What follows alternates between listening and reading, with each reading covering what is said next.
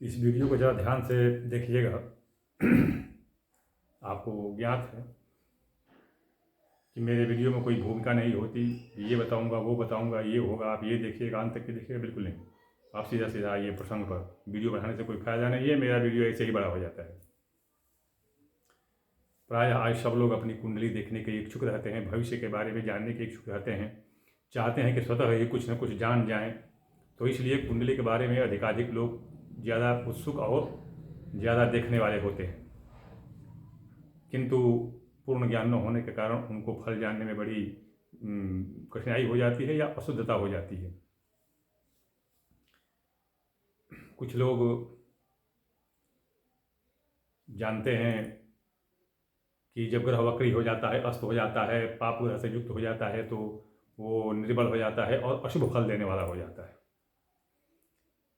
देखिए, कुछ होते हैं विशेष विशेष फल देने वाले, कुछ होते हैं मतलब जैसे हो गया सीधे सीधे झूठ बोलना पाप है, बिल्कुल स्पष्ट है, झूठ बोलना पाप है। किंतु अष्टादश पुराणेषु व्यासस्य वचनद्वयम् परोपकाराय पुण्याय पापाय परपीडनम्। जिस पाप बोलने से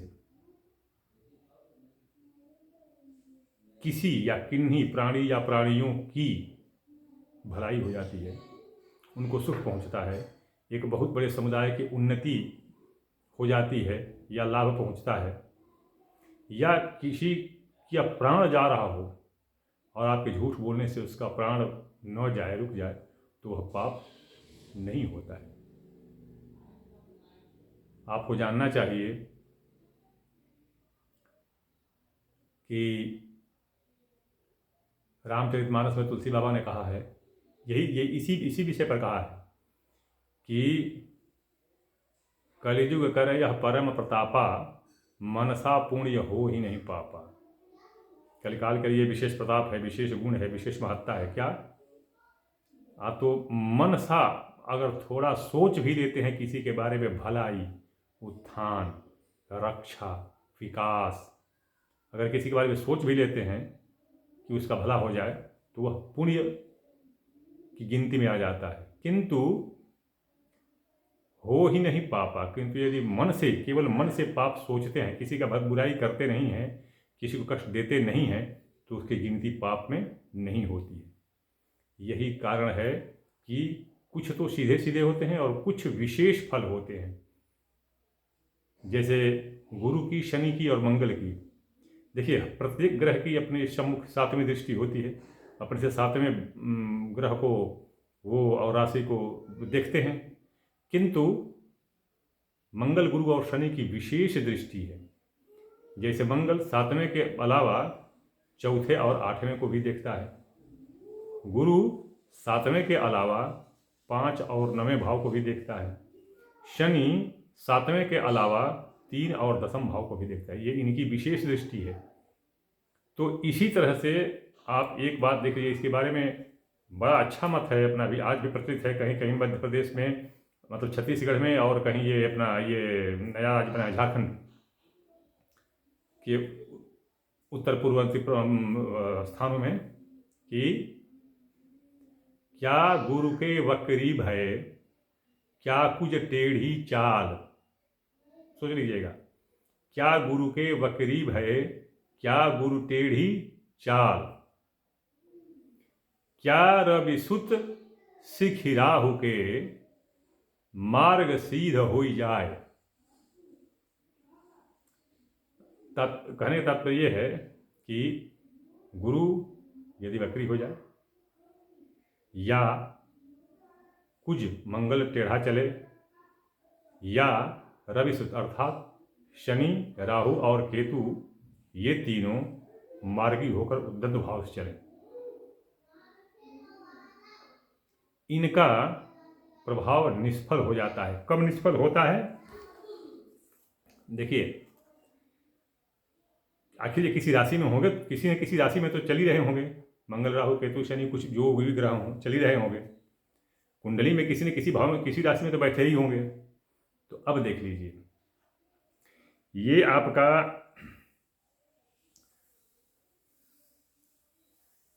सिंह, कन्या, तुला, वृश्चिक, मकर, कुंभ।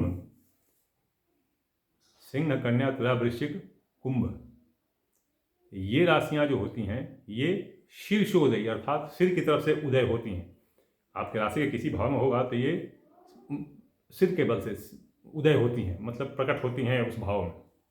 और मेघ, वृष, कर्क, सिंह, मेघ, वृष, कर्क, धनु, मकर, मेघ, वृष, कर्क, धनु, मकर, ये जो है पृष्ठोदयी पीछे की तरफ से उदय होती हैं।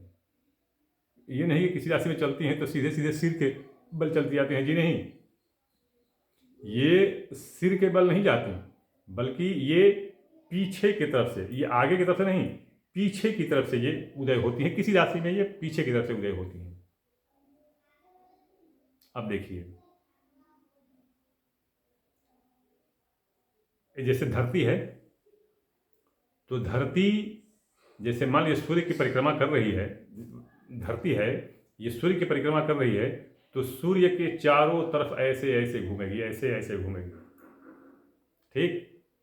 किंतु यह केवल सीधे सीधे सीधे सीधे ऐसे नहीं घूमेगी, ये अपने जगह पर भी ऐसे ऐसे करते हुए घूमती है, ऐसे ऐसे कर, मतलब एक ही जगह पर ऐसे ऐसे करते करते करते घूमती है ये, अर्थात खुद भी घूमती है और घूमते घूमते ये चक्कर लगाती है।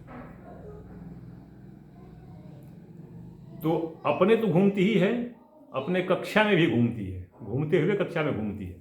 अब देखिए, जैसे मान लीजिए कि आपकी पृष्ठोदयी राशि, जैसे मान लीजिए कि आपकी पृष्ठोदयी राशि वृषभ है, कोई राशि एक ले लीजिए कि आपकी राशि वृषभ है। वृषभ में, वृषभ को छोड़िए, तुला को ले लीजिए, क्योंकि वृषभ में तो चंद्रमा उच्च का होगा, तो चंद्रमा तो कभी वक्री होता नहीं है, क्योंकि वो तो चंद्रमा पृथ्वी का चक्कर लगाता है तो वो सीधा ही चलेगा, पृथ्वी भी सीधा ही चलेगी। तो मैं तुला को लेता हूँ। तुला में क्यों तुला को लिया? क्योंकि तुला में शनि उच्च का होता है, किंतु ये तुला जो है शीर्षोदयी है, ये सिर की तरफ से उदय होती है, सिर की तरफ से उदय होती है। और इसमें शनि, देखिए तुला में शनि उच्च का होता है, और तुला में शनि हो, देख लीजिएगा, तुला में शनि हो और शीर्ष की तरफ से उदय हो रहा है, तो इसमें अगर शनि वक्री हो गया तो अति उदग्र फल, मतलब बहुत, जो स्वाभाविक है उससे कई गुना ज़्यादा उत्कट फल। उत्कट फल मतलब बुरा फल नहीं है, अगर अच्छा है तो अच्छा, बुरा है तो बुरा। बुरा का मतलब कि मान लीजिए यदि अष्टमेश हो गया, सप्तमेश अष्टमेश हो गया, मकर कुंभ अष्टमेश हो करके, और यदि वक्री हो गया तुला में, फिर तो वो गड़बड़ करेगा, बहुत ही बुरा फल देगा। शनि उच्च का हो गया तो बहुत बुरा फल देगा, उसमें भी वक्री हो गया तो, ठीक, शीर्षोदयी है। किंतु अब देखिए, शनि की अपनी ही राशि वृषभ है, मतलब अपनी राशि अपने मित्र की राशि वृष है, और वृष राशि में शनि बैठ गया, वृष राशि में शनि बैठ गया। और आप अभी देखिए, अभी मान लीजिए आपके पांचवें भाव में मान लीजिए वृष राशि है, तो चौथे में मेघ, तीसरे में मीन, दूसरे में कुंभ, और लग्न में मकर। ध्यान दीजिएगा, तो लग्नेश होकर के शनि यदि पांचवें भाव में वृष राशि में बैठ गया, वृष राशि क्या है? पृष्ठोदयी है। तो अब यदि शनि 15 से कम अंशों में है, देख लीजिएगा, शनि 15 से कम अंशों में है, तो वृष राशि तो पीछे की तरफ से उदय हो रही है, तो यानी जब 1 से 15 तक जाएगा तभी तो सामने आएगा, नहीं तो 1 से 14 तक रहेगा तो वो तो नीचे रह जाएगा। तो 1 से 14 अंश तक यदि शनि है तो उस पांचवें भाव में अपने मित्र राशि में बैठ करके भी कुफल ही देगा, कभी सुफल नहीं देगा। ध्यान दीजिएगा इस बात को, चाहे भले मार्गी हो, चाहे भले किसी के साथ संयुक्त हो। तो यदि पांचवें पृष्ठोदयी में, क्योंकि पृष्ठोदयी से क्या मतलब है कि वो आगे से नहीं उदय होगी, पीछे से उदय होगी। तो पीछे से तो जब आगे से चलते चलते शनि जब पीछे जाएगा, यानी 1 से 15-14 अंश तक जाएगा, तभी तो फिर 15वें अंश में वो पीछे पहुंचेगा और तब वो उदय होगा। नहीं तो 1 से 14 अंशों तक तो वो नीचे छिपा हुआ है उसके सिर की तरफ, और सिर से उदय होगी नहीं। वृक्क राशि ये तो पृष्ठोदयी है, पीछे पीठ की तरफ से उदय होती है। तो यदि सम्मुख 1 से 14 अंश तक पड़ गया तो मुख की तरफ हो गया, तो शनि नीचे पीछे पड़ जाता है, या एक तरह से उसका कोई फल आगे नहीं आता है। तो इस तरह से शनि लग्नेश हो करके भी, अपने मित्र राशि में हो करके भी, अच्छे भाव में, पूर्ण भाव में बैठ करके भी कोई फल नहीं देगा। तो इस तरह से यदि आप अपनी कुंडली देखते हैं तो ये ध्यान दीजिए कि केवल ये मत देख लीजिए कि गुरु चौथे भाव में उच्च का है, चौथे भाव में उच्च का है तो बहुत अच्छा फल देगा, ऐसा मत सोचिए आप। केवल ऐसे नहीं होगा, यह भी देखिए कि ये जो राशि है, जिस राशि में जो ग्रह है, तो वो राशि पृष्ठोदयी है, मतलब पीछे की तरफ से उदय होने वाली है, शीर्षोदयी है या शीर्ष की तरफ से उदय होने वाली है, या उभयोदयी है, दोनों तरफ से उदय हो जाती है। जैसे मीन राशि है, ये उभयोदयी है, मीन राशि उभयोदयी है। मीन राशि का रूप कैसा है? तो मीन राशि में 2 मछलियां होती हैं, तो एक मछली के मुंह की तरफ दूसरी मछली का पूंछ होता है, तो इस तरह से पूंछ और मुंह एक तरफ होता है, फिर नीचे वाला भी पूंछ और मुंह एक तरफ होता है, तो इसलिए ये दोनों तरफ से उदय हो जाती है। दोनों तरफ, चाहे ऊपर से उदय हुई तो भी शीर्षोदयी, नीचे से उदय हुई तो भी शीर्षोदयी, पृष्ठोदयी, पूंछ मानते हैं तो भी पृष्ठोदयी। तो इस तरह से ये उभयोदयी है। एक राशि है मिथुन। मिथुन राशि में 2 जुड़वा, मतलब जुग्म जुग्म होते हैं, ये दोनों जुड़वा की तस्वीर होती है और दोनों आपस में आलिंगन करते हुए होते हैं। तो दोनों का चेहरा एक तरफ, दोनों का पेट एक तरफ, मतलब एक ही में सटा हुआ। तो इसलिए ये जो है दोनों का ये उदय माना ही नहीं जाता है। यही कारण होता है कि बुध सदा अस्त रहता है, या उसको अस्त का दोष नहीं लगता है, सदा सूर्य के आसपास ही घूमते रहता है, उसको अस्त का दोष नहीं लगता। और इसीलिए कहा गया है, देखिएगा, इसीलिए कहा गया है कि कोई भी राशि तभी बलवान होगी, कोई भी राशि किसी भाव में, लग्न भाव में ही क्यों न हो, तभी बलवान होगी। कह देते हैं 10वें भाव में मकर राशि बलवान, जी नहीं, ऐसे मत सोचिए आप। कोई भी राशि किसी भी भाव में तभी बलवान होगी जब उस राशि का स्वामी, ध्यान दीजिएगा, जब उस राशि का स्वामी बुध या गुरु या दोनों से युक्त या दृष्ट होगा। बिल्कुल स्पष्ट रूप से यह ध्यान में रख लीजिए कि वह राशि तभी, अब ये नहीं कि आपकी राशि जो है वो आपकी राशि में, वही शनि को ही ले लीजिए, चाहे मंगल को लीजिए, चलिए मंगल को ले लीजिए।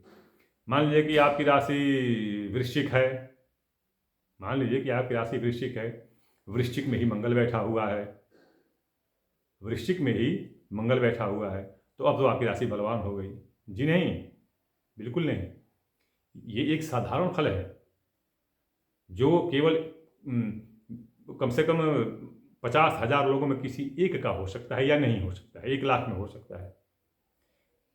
वह बलवान तभी होगा जब मंगल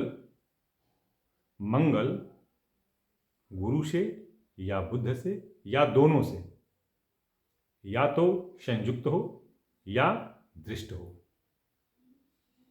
देखिए, संबंध 4 तरह के होते हैं। संबंध मतलब ये ग्रहों के राशियों के संबंध जो है ये 4 तरह के होते हैं। कौन कौन? पहला तो संयोग, अर्थात युक्त हो जाए एक साथ, या तो ग्रह या राशि दोनों एक साथ युक्त हो जाए, मैं संबंध बता रहा हूं, या ग्रहों का भाव परिवर्तन हो जाए, यानी गुरु शुक्र में, शुक्र गुरु में, या भाव परिवर्तन हो जाए। भाव परिवर्तन मतलब कि दूसरे भाव का स्वामी 8वें में, 8वें भाव का स्वामी दूसरे में, या देखिए हो गया ना, या राशि परिवर्तन हो जाए। एक की राशि में दूसरा, दूसरे की राशि में दूसरा। तो ये संबंध जो है 4 तरह के होते हैं। तो कोई भी राशि तभी बलवान होगी जब इन चारों में से कोई संबंध बुध या गुरु का हो, अन्यथा राशि को बलवान नहीं कह सकते। देखिए वीडियो कहते कहते लंबी हो गई, तो इस तरह से आप अपनी कुंडली को देख सकते हैं। और जो अक्सर भ्रमित हो जाते हैं या झूठा राशिफल हो जाता है, वो क्यों होता है? क्योंकि एक ही ये मान लिया गया कि किम करिष्यन्ति ग्रहाः सर्वे यस्य केंद्रे बृहस्पति मत्त मातंग यूथानाम भिरत्य कोपि केशरी, कि सारे ग्रह विपरीत होकर के क्या कर सकते हैं। अगर केवल एक ही गुरु केंद्र में बैठा हो तो सारे ग्रहों को ठीक वैसे ही मार भगाता है जैसे एक अकेला सिंह सैकड़ों हाथियों के झुंड को मार के भगा देता है। सीधा कथन हो गया, सीधा कथन हो गया केंद्र में। किंतु ये आप ये नहीं देखते हैं, अब इसके आगे विशेष कथन कि यदि गुरु 6, 8 या 12 का स्वामी हो और वक्री हो करके लग्न में बैठ गया, तो लग्न तो केंद्र में आता है, तो फिर तो उसकी पूरी कुंडली ही बदल गई, अशुभ हो गई। तो क्या किया गुरु ने? तो ये देखिए, कुछ जो है साधारण नियम होते हैं और कुछ विशेष नियम होते हैं। तो इस तरह से कुंडली देखने में अगर आप फल देखते हैं तो अचानक निर्णय मत लीजिए। ये बहुत, इसीलिए मेरे पास ये पता नहीं ऐसी कितनी कुंडलियाँ आती हैं, अभी भी लगभग 300 के ऊपर पड़ी हुई हैं कि उसमें वो कंप्यूटराइज कुंडली पड़ी हुई हैं। कंप्यूटराइज कुंडली तो भगवान ही मालिक है कि वो क्या उसमें निकलता है, क्या डाटा फीड हुआ है, क्या उसका आउटकम होता है। तो इसमें ऐसे ही फल निकाल लेते हैं। और इसलिए वर्तमान समय में देख रहा हूँ कि अब कंप्यूटर कुंडली से लोगों का धीरे धीरे विश्वास उठता चला जा रहा है। और फिर आते हैं कि पंडित जी ये कुंडली तो ऐसे है, ये ऐसे। मैं उनको क्या जवाब दूँ? क्योंकि मैं कंप्यूटर को दोष तो दे नहीं सकता। कंप्यूटर में डाटा फीड करने वाले कौन है? पंडित जी लोग हैं। वही अपना वो पूरा डाटा भरते हैं, कंप्यूटर उसका उत्तर देता है। उसकी क्या गलती बेचारे की? गलती तो पंडित जी की है जिन्होंने उसमें डाटा वैसा फल भर दिया है। तो ये ऐसे, तो इस तरह से खैर जो भी हो, आप अपनी कुंडली में अगर केवल एक देख लिए आपने कि मेरा तो लग्न बलवान है, लग्न में लग्नेश है जी, नहीं, ऐसे देख करके मत निर्णय लीजिए। जो मैं बताया आपको उसको ध्यान में रखिए या किसी अच्छे पंडित से उसका विवेचन करवाइए और तब फल निकालिए, अन्यथा आप धोखे में रह जाएंगे। जैसे कोई अच्छा काम शुरू करना है, कहीं जाना है, शादी विवाह या ऐसा कुछ करना है, तो उसमें ऐसे ही अगर आप गलत मुहूर्त और फल निकालेंगे तो सब बेकार हो जाएगा। कुंडली बहुत बड़ी हो रही है। मैं अगले वीडियो में किसी अगले प्रसंग के साथ प्रस्तुत हो रहा हूँ, तब तक आप प्रतीक्षा करें। एक बात मैं आपको बता दूँ, मैं प्रत्येक कुंडली बताता हूँ, मैं हर एक वीडियो में अपना व्हाट्सएप नंबर देता हूँ 9889649352। तो इस पर मैं अपनी समस्या लिखने के लिए बताता हूँ। उस पर आप तर्क वितर्क शास्त्रार्थ या अपनी विद्वता का प्रदर्शन करने लगते हैं लोग, ये मुझे पसंद नहीं है। मैं उनका जवाब ही नहीं देता हूँ। मैं बार बार कहता हूँ कि मैं शास्त्री जी नहीं हूँ, आचार्य नहीं हूँ, गुरु जी नहीं हूँ। मेरे पास कोई संस्था नहीं, कोई संगठन नहीं, कोई ग्रुप नहीं, कुछ नहीं है। मैं फौजी आदमी ठहरा अकेले बहुत अच्छी तरह से ज्योतिष, कर्मकांड, नव्य व्याकरण और साहित्य का अध्ययन किया हूँ। अच्छा ज्ञान है और जो भी मेरे पास ज्ञान है वो मेरे उद्देश्य की पूर्ति में पर्याप्त है। Whatever I earned this lesson is sufficient to serve my purpose। इसलिए मैं इससे संतुष्ट हूँ। मैं ये नहीं कहता कि मैं धरती का सबसे बड़ा विद्वान हूँ, बहुत बड़े बड़े विद्वान लोग पड़े हुए हैं। अगर कोई मेरे से ज़्यादा विद्वान है तो उसकी विद्वता बढ़ती रहे, मैं हमेशा प्रार्थना करता हूँ। किंतु मेरे से कोई तर्क वितर्क न करे, मैं उसे जवाब नहीं दूंगा। मैं शास्त्रीय आचार्य नहीं हूँ। तो इसलिए केवल अपनी समस्या लिख करके भेजें, मैं उसका उत्तर दूंगा क्रम से, क्योंकि पीछे के जो आए हुए हैं संदेश उनका उत्तर देकर के जब आपकी बारी आएगी तो आपका उत्तर दूंगा। अंत में, जब तक मैं सक्रिय सेवा में था, भारतीय सशस्त्र सेना की सक्रिय सेवा में था, तब तक मैं निःशुल्क सेवा करता था। किंतु अब मैं शुल्क लेता हूँ और जैसा कि मुझे देखने में आया है बाकी पंडित लोगों से मेरा शुल्क बहुत ज़्यादा है। इसलिए यदि आप सक्षम हैं, रुचि रखते हैं, आवश्यकता हो तो संपर्क करें, अन्यथा संपर्क न करें। अगली वीडियो की प्रतीक्षा करें।